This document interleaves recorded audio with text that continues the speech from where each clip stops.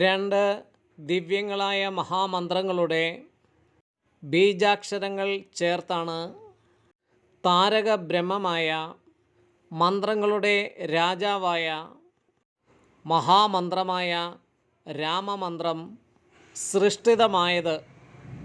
രാ എന്ന അഗ്നിബീജമായ മന്ത്രം എടുത്തത് സാക്ഷാൽ മഹാവിഷ്ണുവിൻ്റെ അഷ്ടാക്ഷരി മന്ത്രമായ ഓം നമോ നാരായണായ എന്നതിലെ ബീജാക്ഷരമായ രായാണ്.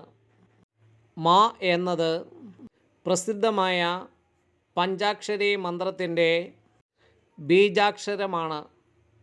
രാ ശബ്ദത്താൽ സ്ഥിതികാരകനായ വിഷ്ണുവും രായുടെ ദീർഘശബ്ദത്താൽ ശക്തിസ്വരൂപിണിയും മാ എന്ന ശബ്ദത്താൽ മഹേശ്വരനും പ്രസാദിക്കുന്നു.